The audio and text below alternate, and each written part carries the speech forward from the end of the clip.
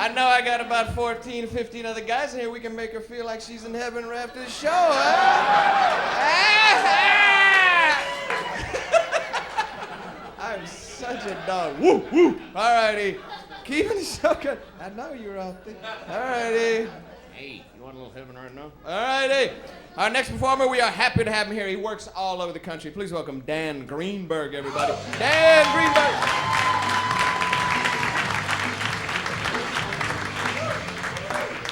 Thank you, thank you.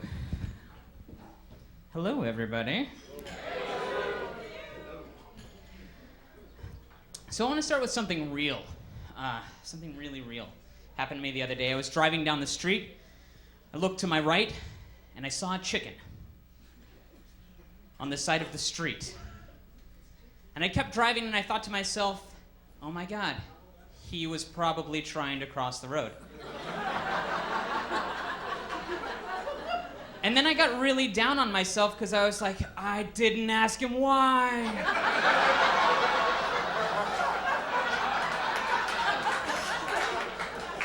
Ruined my day.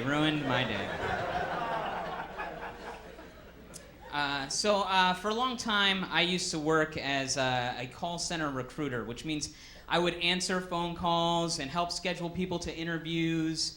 And I eventually became the supervisor in this call center.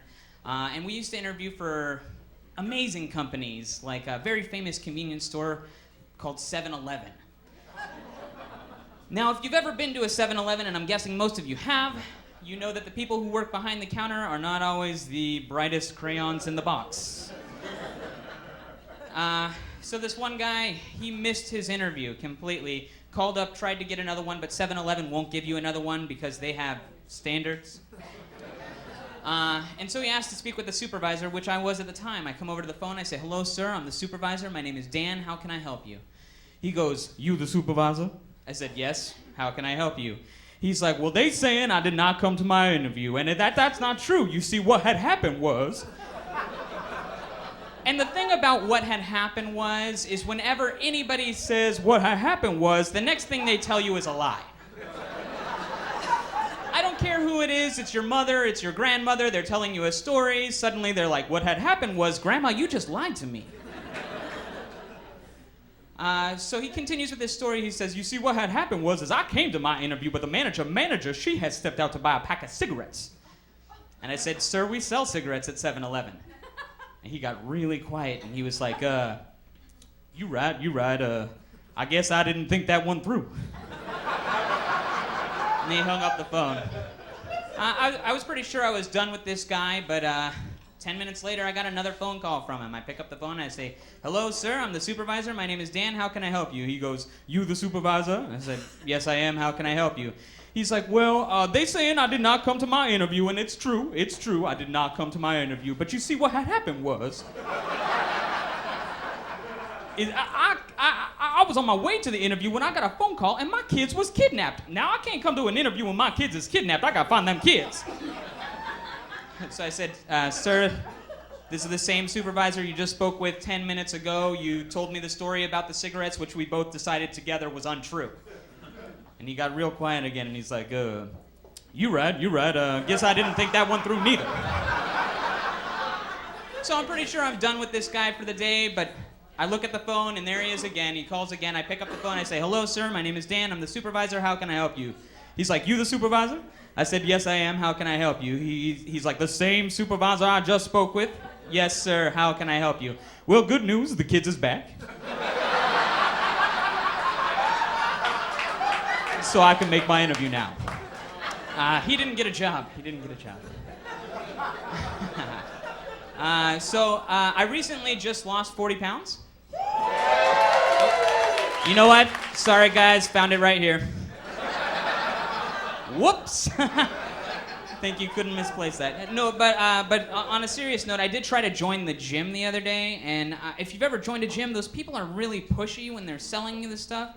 The guy's like, all right, you're all set up. He goes, you got your 6 buddy passes. That means you can bring 6 different buddies on 6 different days. Or 5 buddies one day, another buddy another day, 2 buddies once, 3 buddies the next day, another buddy 2 weeks down the line. The possibilities are absolutely endless. And I was like, actually, there's only 36 combinations. Math nerd!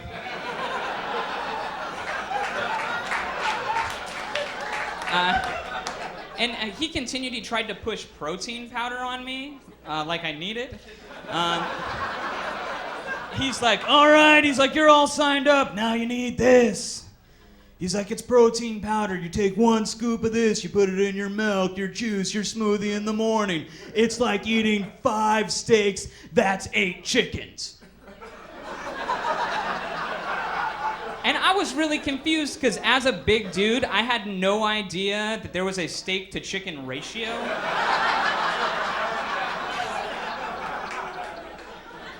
He continued on, he's like, I'm telling you, man, you put it in your coffee, your cereal, your juice, and you're ready to go 1 scoop of this. It's like eating 10 steaks, that's 15 chickens. And now I'm really confused because his math is off.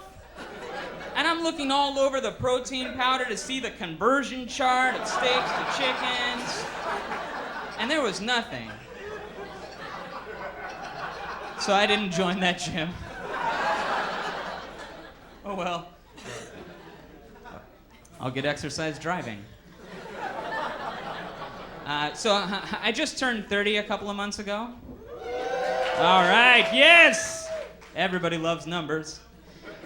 And I'm starting to feel old, though. I used to love to go out to bars and talk to women.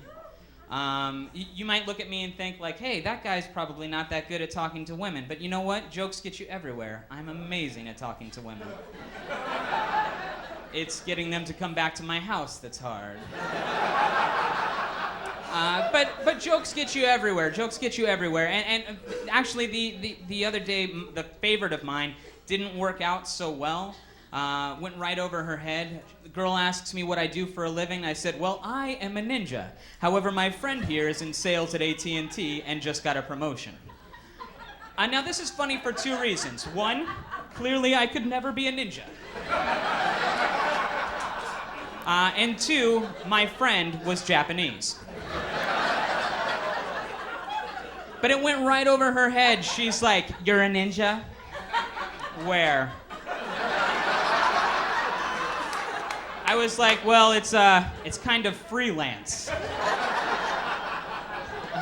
So I talked to this girl for a while. She's asking me, she's like, so how did you get into ninjaing? I'm like, well, actually, I started in Kung Fu, but you see, what happened was... All right, thanks a lot. I'm Dan Greenberg.